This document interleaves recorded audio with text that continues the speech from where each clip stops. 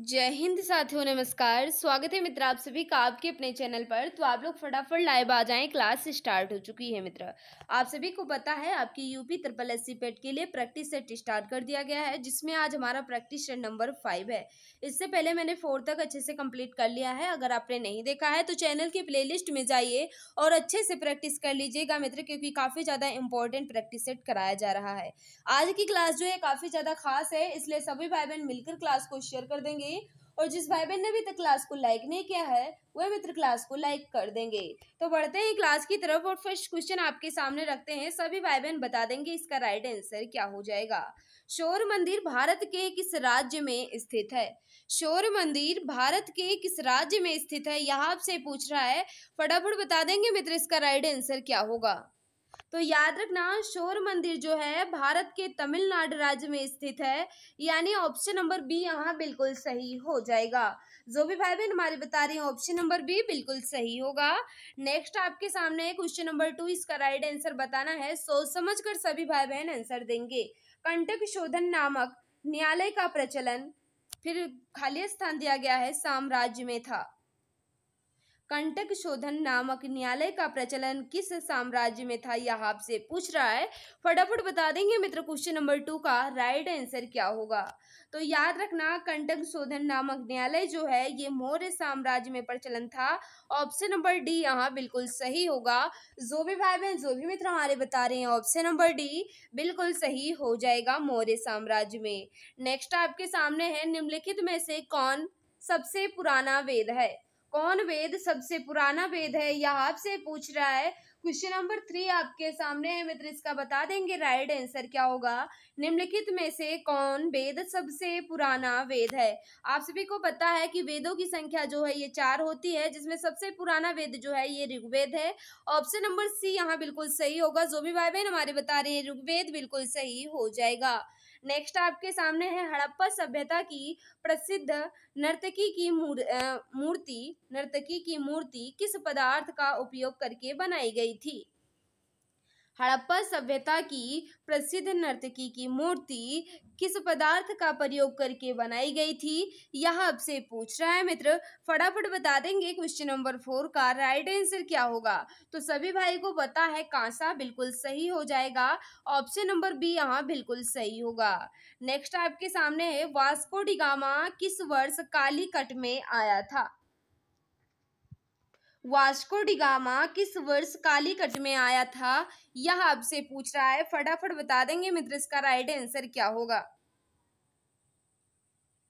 तो याद रखना मित्र, वास्को डी गामा जो है ये 20 मई 1498 में केरल के कोझिकोड जिले के कालीकट तट पर आया था। तो राइट आंसर क्या हो जाएगा? 1498 20 मई 1498 में काली के तट पर आया था। ऑप्शन नंबर डी यहाँ बिल्कुल सही हो जाएगा। कहाँ आया था ये भी पूछा जा सकता है, तो याद रखना केरल के कोझिकोड जिले के कालीकट तट पर आया था। ऑप्शन नंबर डी यहाँ बिल्कुल सही हो जाएगा।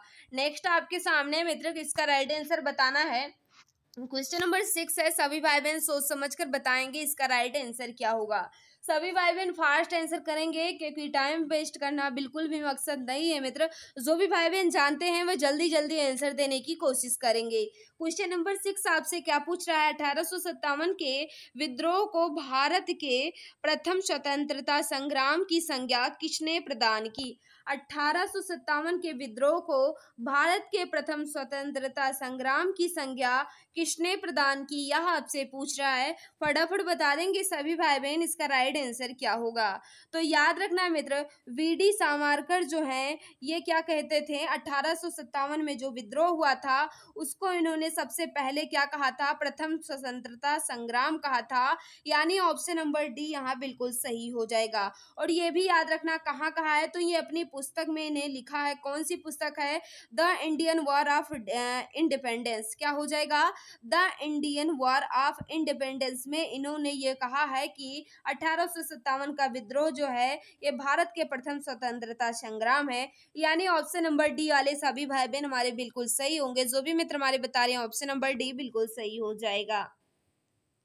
नेक्स्ट आपके सामने मित्र इसका राइट आंसर बताना है क्या हो जाएगा। सोच समझ कर क्वेश्चन नंबर 7 का सभी भाई बहन आंसर देंगे। क्वेश्चन नंबर 7 आपसे क्या पूछ रहा है मित्र, इसका राइट आंसर बताना है। निम्न में से किसने लंदन में विलियम हंट कर्जन वाइली की हत्या की थी। अब आपसे पूछ रहा है किसने लंदन में विलियम हंट कर्जन वाइली की हत्या की थी, उस व्यक्ति का नाम आपसे पूछ रहा है। फटाफट बता दो 7 का राइट आंसर क्या होगा। सभी भाई बहन सोच समझ कर बताएंगे, ये मत समझिए कि क्वेश्चन जो है टफ है हम इसको स्किप कर देंगे, बिल्कुल भी स्किप नहीं करना है। याद रखना मदन लाल ने की थी। ऑप्शन नंबर ये यहाँ बिल्कुल सही, बिल्कुल परफेक्ट हो जाएगा। नेक्स्ट क्वेश्चन आपके सामने मित्र, क्वेश्चन नंबर 8, इसका राइट आंसर बताना है। क्या पूछ रहा है, जलियांवाला बाग नरसंहार के बाद किसने अपनी नाइटहुड की उपाधि लौटा दी थी।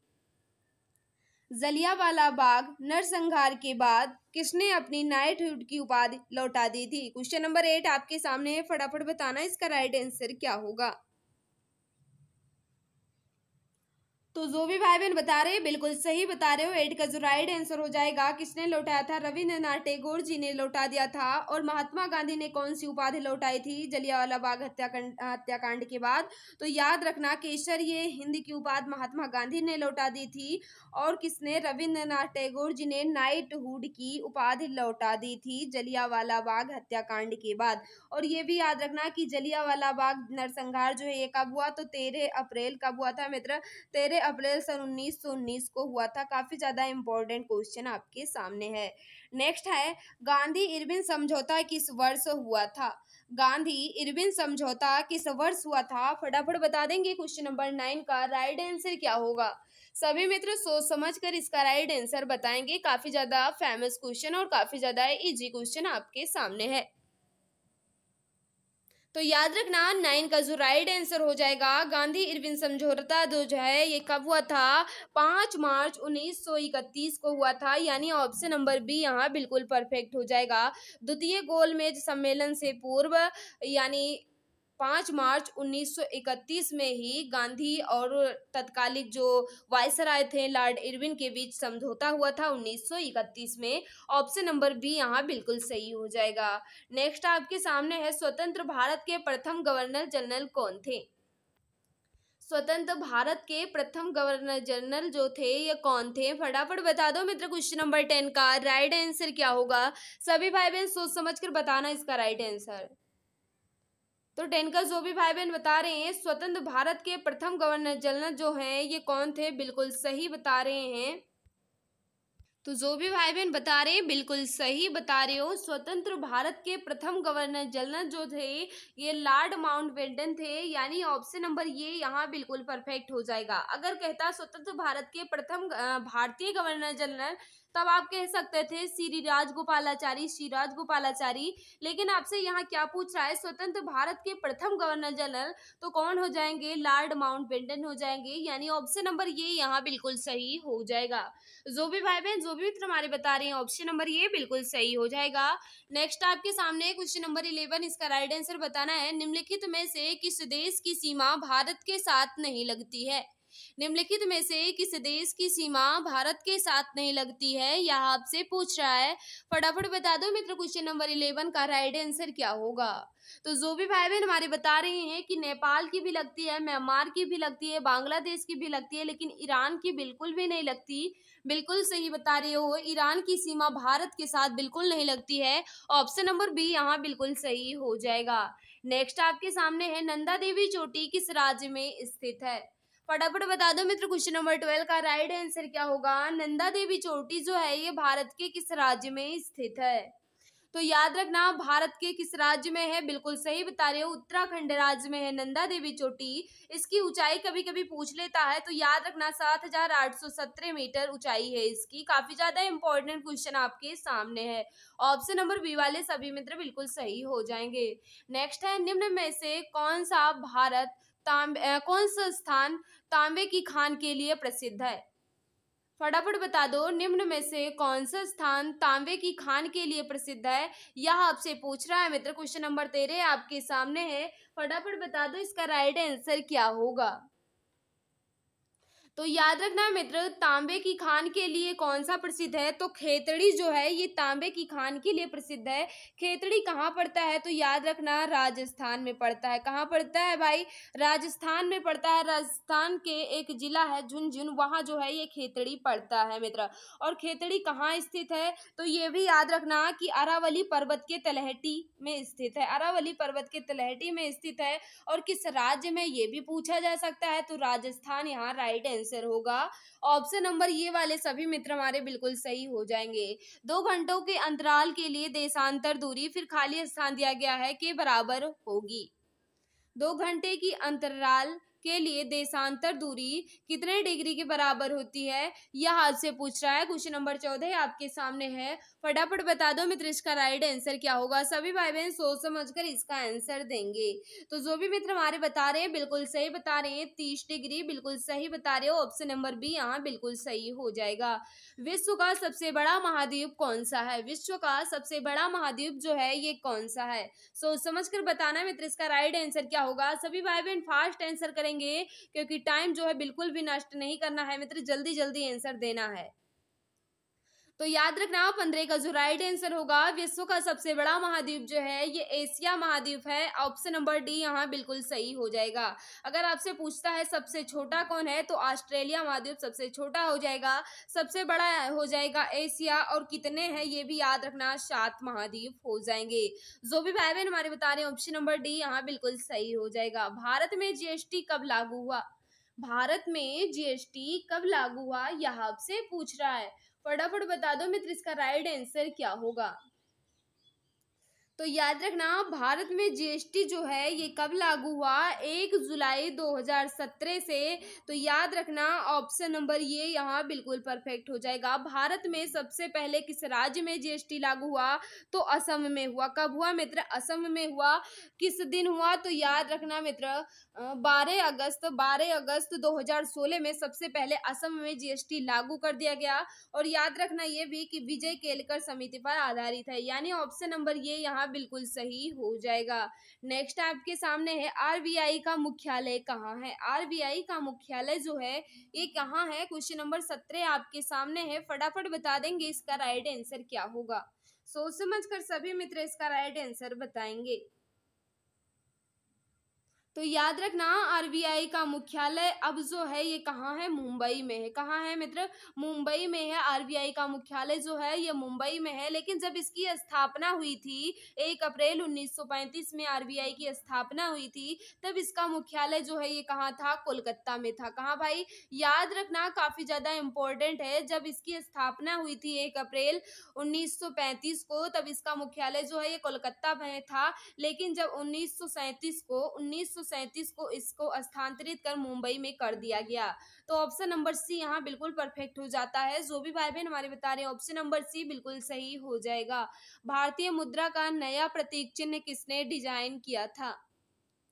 भारतीय मुद्रा का नया प्रतीक चिन्ह जो है ये किसने डिजाइन किया था, यह आपसे पूछ रहा है मित्र। क्वेश्चन नंबर 18 आपके सामने है। सभी भाई बहन सोच समझकर इसका राइट आंसर बताएंगे। तो याद रखना है इसका जो राइट आंसर हो जाएगा, भारतीय मुद्रा का नया प्रतीक चिन्ह जो है ये किसने डिजाइन किया था? बिल्कुल सही बता रहे हो। किसने किया था? उदय कुमार जी ने किया था। ऑप्शन नंबर सी यहाँ बिल्कुल परफेक्ट हो जाएगा। जो भी भाई बहन हमारे बता रहे हैं ऑप्शन नंबर सी बिल्कुल सही होगा।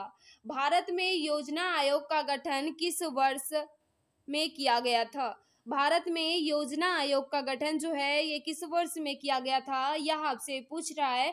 फटाफट बता दो मित्र इसका राइट आंसर क्या होगा। क्वेश्चन नंबर 19 आपके सामने है। तो याद रखना भारत में योजना आयोग का गठन जो है ये 1950 में किया गया था। ऑप्शन नंबर बी यहाँ बिल्कुल परफेक्ट हो जाएगा। अब योजना आयोग का नाम बदलकर नीति आयोग रख दिया गया है। तो जो भी भाई बहन हमारे बता रहे हैं ऑप्शन नंबर बी बिल्कुल सही हो जाएगा। 1950 में इसका गठन किया गया था। नेक्स्ट क्वेश्चन आपके सामने है, प्रधानमंत्री मुद्रा योजना फिर खाली स्थान दिया गया है लाख रुपए तक मुद्रा ऋण प्रदान करता है। बता दो इसका राइट आंसर क्या होगा। प्रधानमंत्री मुद्रा योजना के तहत कितने लाख रुपए का ऋण प्रदान किया जाता है। सभी मित्र बताएंगे, काफी ज्यादा इजी क्वेश्चन आपके सामने है। तो जो भी भाई बहन बता रहे हैं 20 का बिल्कुल सही बता रहे हो, 10 लाख इसका राइट आंसर हो जाएगा। प्रधानमंत्री मुद्रा योजना के तहत 10 लाख रुपए तक का मुद्रा ऋण प्रदान किया गया है, प्रदान किया जाता है, प्रदान करता है। ऑप्शन नंबर ये यहाँ बिल्कुल परफेक्ट हो जाएगा। नेक्स्ट आपके सामने मित्र इसका राइट आंसर बताना है।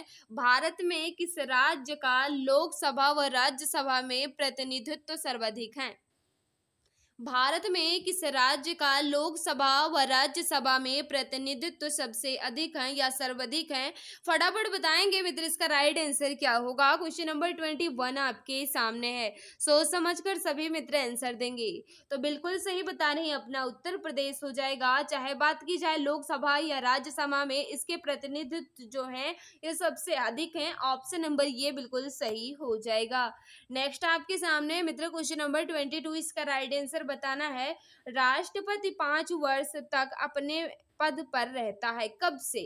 राष्ट्रपति 5 वर्ष तक अपने पद पर रहता है, कब से रहता है, यह आपसे पूछ रहा है। फटाफट बता दो मित्र क्वेश्चन नंबर 22 का राइट आंसर क्या होगा। कोई भी मित्र इसमें गलती नहीं करेगा। तो याद रखना, अपने पद ग्रहण के दिन से क्या हो जाएगा। अपने पद ग्रहण के दिन से राष्ट्रपति 5 वर्ष तक अपने पद पर रहता है, यानी ऑप्शन नंबर सी यहाँ बिल्कुल सही होगा। जो भी भाई बहन हमारे बता रहे हैं ऑप्शन नंबर सी, यानी अपने पद ग्रहण के दिन से, बिल्कुल सही बता रहे हो। नेक्स्ट आपके सामने है, इसका राइट आंसर बताना है। फटाफट बता देंगे इसका राइट आंसर क्या होगा। क्या कह रहा है मित्र, भारत में कार्यपालिका से न्यायपालिका का पृथक्करण किससे व्यादेशित है। अब आपसे पूछ रहा है, भारत में कार्यपालिका से नगर पालिका का पृथक्करण जो है ये किससे व्यादेशित है, यह आपसे पूछ रहा है। फटाफट बताएंगे इसका राइट आंसर क्या होगा। तो बिल्कुल सही, बहुत पढ़े होंगे आप, बहुत पढ़े होंगे कि राज्य के नीति निदेशक तत्व द्वारा, यानी ऑप्शन नंबर बी बिल्कुल सही होगा। जो भी भाई बहन हमारे बता रहे हैं ऑप्शन नंबर बी बिल्कुल सही हो जाएगा। सबसे इंटरेस्टिंग क्वेश्चन आपके सामने है, कोई भी इसे गलती नहीं करेगा, कोई भी मित्र इसमें गलत आंसर नहीं बताएगा। क्या आपसे पूछ रहा है, वह विषय जिन पर केंद्र व राज्य सरकारें दोनों कानून बना सकती हैं उल्लिखित है। वह विषय जिस पर केंद्र सरकार भी कानून बना सकती हो और राज्य सरकार भी कानून बना सकती हो, वह कौन सी सूची है। फटाफट बता देंगे तो बिल्कुल सही, समवर्ती सूची। जो भी मित्र हमारे बता रहे हैं, जो भी भाई बहन बता रहे हैं, बिल्कुल सही होगा। नेक्स्ट आपके सामने है, लेकिन उससे पहले जिस भाई बहन ने अभी तक क्लास को लाइक नहीं किया है, हम आपसे रिक्वेस्ट करना चाहेंगे मित्र, क्लास आपको अच्छी लग रही है तो प्लीज मित्र क्लास को लाइक कर दिया करो। और जो भी भाई बहन, जो भी मित्र हमारे साथ नए हैं, वो चैनल को सब्सक्राइब कर बेल आइकन को प्रेस कर लेंगे, ताकि क्लास की नोटिफिकेशन जो है ये टाइम टू टाइम मिला करे मित्र। काफ़ी ज़्यादा इंपॉर्टेंट क्लास रहती है, लेकिन आप लोग क्लास को लाइक नहीं करते हो। अगर मेहनत अच्छी लग रही है, क्वेश्चन अच्छे लग रहे हैं, पढ़ाने का तरीका अच्छा लग रहा है, तो प्लीज़ क्लास को लाइक कर दिया करो मित्र।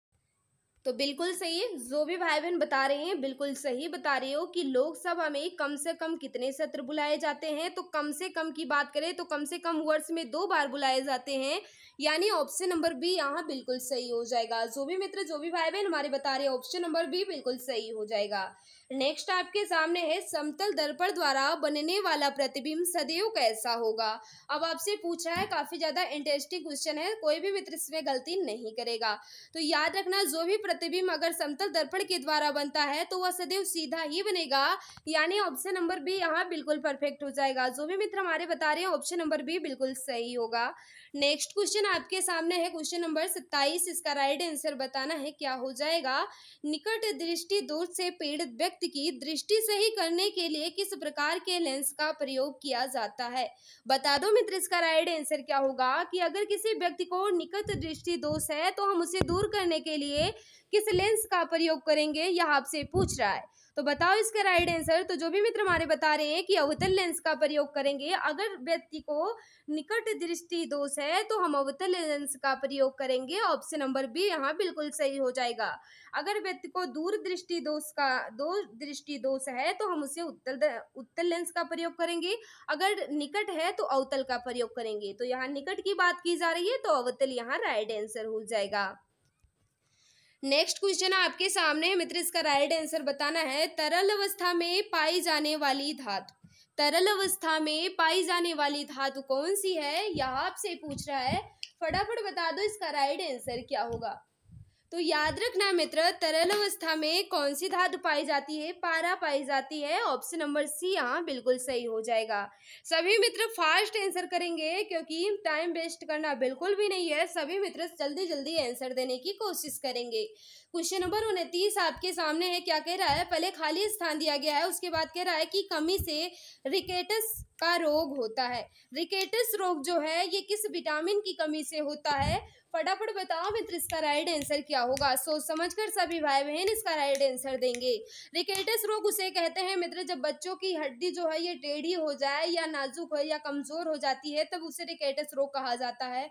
या टेढ़ी हो जाती है, बचपन में बच्चों की हड्डियां टेढ़ी हो जाएं या कहीं कहीं कमजोर हो जाएं तो रिकेटस रोग की कमी के कारण हो जाती है। उसमें कौन सी विटामिन की कमी से होते हैं ये रोग, यह आपसे पूछ रहा है। तो याद रखना विटामिन डी की कमी से होता है। ऑप्शन नंबर ये यहाँ बिल्कुल सही हो जाएगा। नेक्स्ट आपके सामने है मित्र, इसका राइट आंसर बताना है कि चिकित्सा विज्ञान की वह शाखा जिसमें गुर्दा संबंधी अध्ययन किया जाता है वह क्या कहलाता है। फटाफट बता दो चिकित्सा विज्ञान की किस शाखा को कहते हैं जिसमें गुर्दा संबंधी अध्ययन को किया जाए, उन्हें हम किस शाखा के अंतर्गत रखेंगे। तो याद रखना नेफ्रोलॉजी कहा जाता है, जिसमें गुर्दा संबंधी अध्ययन किया जाता है उन्हें नेफ्रोलॉजी कहा जाता है। ऑप्शन नंबर डी यहाँ बिल्कुल सही हो जाएगा। जो भी मित्र हमारे बता रहे हैं ऑप्शन नंबर डी बिल्कुल सही हो जाएगा। तो मित्र यहाँ मैंने 30 क्वेश्चन को कर लिया है। अब हम चलते हैं करंट अफेयर के क्वेश्चन की तरफ। क्वेश्चन नंबर करंट अफेयर का फर्स्ट है यानी क्वेश्चन नंबर 51 है। फटाफट बताएंगे सभी मित्र इसका राइट आंसर क्या होगा। कोई भी मित्र इसमें गलती नहीं करेगा। क्या कह रहा है, जून 2022 में 8वें अंतरराष्ट्रीय योग दिवस के अवसर पर प्रधानमंत्री नरेंद्र मोदी ने कहां पर सामूहिक योग अभ्यास का नेतृत्व किया। फटाफट बता दो इसका राइट आंसर क्या होगा। तो याद रखना कहाँ किया था मित्र, बिल्कुल सही बता रहे, 21 जून को मैसूर में किया था। ऑप्शन नंबर सी यहाँ बिल्कुल सही हो जाए। नेक्स्ट आपके सामने है, इसका राइट आंसर बताना है। क्वेश्चन नंबर 52, सोच समझ कर बताओ इसका राइट आंसर क्या होगा। बताओ मित्र इसका राइट आंसर क्या होगा। तो बिल्कुल सही। क्या पूछ रहा है क्वेश्चन जो है, जापान और रूस के मध्य किस द्वीप को लेकर विवाद है। तो याद रखना जापान और रूस के मध्य जो है ये किस द्वीप को लेकर विवाद है, कुरेल द्वीप के लेकर विवाद है, यानी ऑप्शन नंबर ये यहाँ बिल्कुल सही हो जाएगा। नेक्स्ट क्वेश्चन आपके सामने है क्वेश्चन नंबर 53, इसका राइट आंसर बताना है। क्वेश्चन नंबर 53 आपसे क्या पूछ रहा है कि मई 2022 में नाटो साइबर डिफेंस ग्रुप में शामिल होने वाला एशिया का पहला देश कौन है। मई 2022 में नाटो साइबर डिफेंस ग्रुप में शामिल होने वाला एशिया का पहला देश जो है, तो याद रखना दक्षिण कोरिया हो जाएगा। ऑप्शन नंबर डी यहाँ बिल्कुल परफेक्ट होगा। जो भी मित्र नेक्स्ट क्वेश्चन आपके सामने है मित्र, इसका राइट आंसर बताना है क्या हो जाएगा। सभी भाई बहन सोच समझ कर बताएंगे इसका राइट आंसर क्या होगा। क्वेश्चन नंबर 55 आपके सामने है। मई 2022 में पोप फ्रांसिसी ने वेटिकन सिटी के सेंट पीटर्स बेसिलिका में आयोजित समारोह में किस भारतीय को मरणोपरांत संत घोषित किया गया। तो बताओ इसका राइट आंसर क्या होगा। सभी भाई बहन सोच समझकर इसका राइट आंसर बताएंगे। तो याद रखना देवशह्यम पिल्लई को घोषित किया गया। ऑप्शन नंबर बी यहाँ बिल्कुल सही हो जाएगा। नेक्स्ट आपके सामने है, मई 2022 में किसने भारत के 25वें मुख्य चुनाव आयुक्त के रूप में पदभार ग्रहण किया। बताओ मित्र इसका राइट आंसर क्या हो जाएगा। तो याद रखना मई 2022 में 25वें मुख्य चुनाव आयुक्त के रूप में किसने पदभार ग्रहण किया है, राजीव कुमार जी ने। ऑप्शन नंबर सी यहाँ बिल्कुल सही हो जाएगा। नेक्स्ट क्वेश्चन आपके सामने है, इसका राइट आंसर बताना है। मार्च 2022 में भारतीय नौसेना के किस जहाज को प्रेसिडेंट्स कलर से सम्मानित किया गया? फटाफट बता दो इसका राइट आंसर क्या होगा। मार्च 2022 में भारतीय नौसेना के किस जहाज को प्रेसिडेंट्स कलर से सम्मानित किया गया? तो याद रखना है मित्र, जो भी भाई बहन बता रहे हैं INS वलसुरा, बिल्कुल सही बता रहे हो। ऑप्शन नंबर ये यहाँ बिल्कुल सही हो जाएगा। नेक्स्ट आपके सामने मित्र, इसका राइट आंसर बताना है। जुलाई 2022 में कौन राज्य प्राइमरी एजुकेशन में नई राष्ट्रीय शिक्षा नीति 2020 को लागू करने वाला देश का पहला राज्य बन गया है? फटाफट बता दो क्वेश्चन नंबर 58 का राइट आंसर क्या हो जाएगा। तो जो भी मित्र हमारे बता रहे हैं कि उत्तराखंड, बिल्कुल सही बता रहे हो। जो भी भाई बहन बता रहे हो ऑप्शन नंबर बी बिल्कुल सही हो जाएगा। नेक्स्ट आपके सामने है, मई 2022 में किस राज्य में देश के पहले अमृत सरोवर का उद्घाटन किया गया? सभी भाई बहन जल्दी जल्दी आंसर देने की कोशिश करेंगे कि मई 2022 में किस राज्य में देश के पहले अमृत सरोवर का उद्घाटन किया गया? तो याद रखना अपने उत्तर प्रदेश में किया गया। ऑप्शन नंबर ये यहाँ बिल्कुल सही हो जाएगा। नेक्स्ट आपके सामने मित्र, इसका राइट आंसर बताना है। हाल ही में किसे केंद्रीय माध्यमिक शिक्षा बोर्ड यानी CBSE का नया अध्यक्ष बनाया गया? हाल ही में किसे केंद्रीय माध्यमिक शिक्षा बोर्ड CBSE का नया अध्यक्ष बनाया गया, यह आपसे पूछ रहा है। फटाफट बता देंगे मित्र इसका राइट आंसर क्या होगा। तो याद रखना निधि छिब्बर जी को बनाया गया है, यानी ऑप्शन नंबर सी यहाँ बिल्कुल परफेक्ट हो जाएगा। जो भी मित्र हमारे बता रहे हैं ऑप्शन नंबर सी बिल्कुल सही हो जाएगा। क्वेश्चन नंबर 61 आपके सामने है मित्र, इसका राइट आंसर बताना है। राइट आंसर क्या होगा? किस भारतीय राज्य में गमोचा एक सांस्कृतिक प्रतीक है?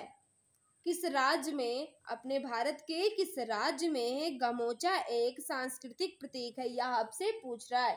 61 का आपके सामने है, तो बता रहे हैं जो भी भाई बहन असम, बिल्कुल सही बता रहे हो। नेक्स्ट क्वेश्चन आपके सामने है, कौन सा राज्य हरियाणा के साथ अपनी सीमा साझा नहीं करता? कौन सा राज्य हरियाणा के साथ अपनी सीमा साझा नहीं करता? तो याद रखना हरियाणा के साथ साथ कौन राज्य सीमा साझा करते हैं? तो जो भी भाई बहन बता रहे हैं बिल्कुल सही बता रहे हो कि मध्य प्रदेश तो बिल्कुल नहीं करता, बिल्कुल सही बता रहे हो। मध्य प्रदेश तो बिल्कुल नहीं करेगा। उत्तर प्रदेश भी कर रहा है, हिमाचल प्रदेश भी कर रहा है, राजस्थान भी कर रहा है, लेकिन मध्य प्रदेश बिल्कुल भी हरियाणा के साथ सीमा साझा नहीं करता। ऑप्शन नंबर बी यहाँ बिल्कुल सही हो जाएगा। यूनेस्को का मुख्यालय है। यूनेस्को का मुख्यालय जो है ये कहाँ है, यह आपसे पूछ रहा है। फटाफट बता दो इसका राइट आंसर क्या होगा। तो जो भी भाई बहन बता रहे हैं पेरिस, बिल्कुल सही बता रहे हैं। यूनेस्को का मुख्यालय जो है ये पेरिस में है। ऑप्शन नंबर सी यहाँ बिल्कुल सही हो जाएगा। नेक्स्ट आपके सामने है, निम्नलिखित में से किस विषय पर नोबेल पुरस्कार नहीं दिया जाता? निम्नलिखित में से किस विषय पर नोबेल पुरस्कार नहीं दिया जाता, यह आपसे पूछ रहा है। फटाफट बता देंगे मित्र क्वेश्चन नंबर 64 का राइट आंसर क्या होगा। तो याद रखना चिकित्सा में भी दिया जाता है, अर्थशास्त्र में भी दिया जाता है, रसायन में भी दिया जाता है, लेकिन गणित में नहीं दिया जाता। ऑप्शन नंबर ये यहाँ बिल्कुल सही हो जाएगा। भूटान के राष्ट्रीय पक्षी का नाम बताइए। भूटान के राष्ट्रीय पक्षी का नाम आपसे पूछ रहा है। फटाफट बता दो मित्र इसका राइट आंसर क्या होगा। तो याद रखना कहीं कहीं भूटान के राष्ट्रीय पक्षी का नाम काला कौवा मिलेगा, और कहीं कहीं काले कौवों को रिवेन भी कहते हैं। क्या कहते हैं? रिवेन कहा जाता है भूटान में इनके राष्ट्रीय पक्षी को। तो रिवेन को काला कौवा भी कहा जाता है, इसलिए right answer option number D यहाँ बिल्कुल सही होगा। जो भी भाई बहन हमारे बता रहे हैं ऑप्शन नंबर डी बिल्कुल सही हो जाएगा। नेक्स्ट आपके सामने है, सोमनाथ मंदिर किस राज्य के तट पर स्थित है? सोमनाथ मंदिर किस राज्य के तट पर स्थित है, यह आपसे पूछ रहा है। मित्र जिस भाई बहन ने अभी तक क्लास को लाइक नहीं किया है वह मित्र क्लास को लाइक कर दें, क्योंकि देख लीजिए मेरी गले में जो है दिक्कत है, लेकिन हम आपकी क्लास ले रहे हैं तो आप समझ सकते हो। तो जिस भाई बहन को लग रहा है कि हम आपके लिए मेहनत कर रहे हैं तो प्लीज क्लास को लाइक कर दिया करो मित्र। तो बिल्कुल सही है। 66 को जो भी भाई बहन बता रहे हैं कि सोमनाथ मंदिर किस राज्य के तट पर स्थित है, गुजरात के, बिल्कुल सही बता रहे हो। ऑप्शन नंबर डी यहाँ बिल्कुल सही हो जाएगा। प्रतिवर्ष अंतरराष्ट्रीय परिवार दिवस कब मनाया जाता है? प्रतिवर्ष अंतर्राष्ट्रीय परिवार दिवस जो है ये कब मनाया जाता है? 15 मई को मनाया जाता है। ऑप्शन नंबर डी यहाँ बिल्कुल सही हो जाएगा। नेक्स्ट क्वेश्चन आपके सामने है मित्र, इसका राइट आंसर बताना है। क्या कह रहा है? पुस्तक sunrise over Ayodhya nationhood in our time नामक पुस्तक किसने लिखी है? बता दो ये पुस्तक जो है ये किसके द्वारा लिखित है? सभी भाई बहन सोच समझ कर इसका राइट आंसर बताएंगे, क्योंकि ये क्वेश्चन जो है ये काफी ज्यादा इंपॉर्टेंट है। तो जो भी भाई बहन बता रहे हैं बिल्कुल सही बता रहे हैं। क्या हो जाएगा? सलमान खुर्शीद बिल्कुल सही हो जाएगा। ऑप्शन नंबर बी यहाँ बिल्कुल सही होगा मित्र। नेक्स्ट आपके सामने है, इसका राइट आंसर बताना है क्या हो जाएगा। सभी भाई बहन सोच समझ कर राइट आंसर बताएंगे। हीरो इंडियन सुपर लीग 2021-22 के 8वें संस्करण का खिताब किसने जीता है? तो याद रखना इसका जो राइट आंसर हो जाएगा हैदराबाद एफसी ने जीता है। ऑप्शन नंबर ये यहाँ बिल्कुल सही हो जाएगा मित्र। नेक्स्ट आपके सामने है 31वां सरस्वती सम्मान किसे प्रदान किया गया?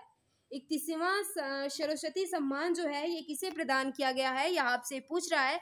फटाफट बता दो इसका राइट आंसर क्या होगा। सभी मित्र सोच समझकर बताएंगे इसका राइट आंसर। तो याद रखना किसे प्रदान किया है, बिल्कुल सही बता रहे हो किसे? प्रोफेसर रामदरस मिश्र जी को 31वां सरस्वती सम्मान प्रदान किया गया है। ऑप्शन नंबर सी यहाँ बिल्कुल सही हो जाएगा। तो मित्र यहाँ ये रहे आपके आंसर। 50 क्वेश्चन को मैंने अच्छे से कंप्लीट कर लिया है। उम्मीद करते हैं 50 क्वेश्चन में आपका स्कोर जो है ये अच्छा रहा होगा। आज की क्लास जो है आपको कैसी लगी कमेंट बॉक्स में जरूर बताना। अगर आवाज में दिक्कत हुई होगी तो माफ करना मित्र, क्योंकि गले में दिक्कत है इसलिए क्लास को अच्छे से नहीं बोल पा रहे हैं। लेकिन अच्छी लगी हो ना तो बता दिया करो कि क्लास आपको अच्छी लगी है। 50 क्वेश्चन में आपका स्कोर कितना रहा ये भी जरूर बताना, क्योंकि आपके स्कोर का मुझे इंतजार रहता है। जिस भाई बहन ने अभी तक क्लास को लाइक नहीं किया है वह क्लास को लाइक कर देंगे, और जो भी भाई बहन जो भी मित्र हमारे साथ नए हैं वह चैनल को सब्सक्राइब कर बेल आइकन को प्रेस कर लेंगे, ताकि क्लास को नोटिफिकेशन जो है टाइम टू टाइम मिला करे मित्र। तो आज की किसी क्वेश्चन में अगर आपको डाउट है तो आप बेझिझक कमेंट कर पूछ सकते हैं, मैं जवाब देने की पूरी कोशिश करूंगी। तो मित्र आज की इस क्लास में बस इतना ही। सभी को बाय बाय, सभी को नमस्कार, जय हिंद, जय भारत, वंदे मातरम।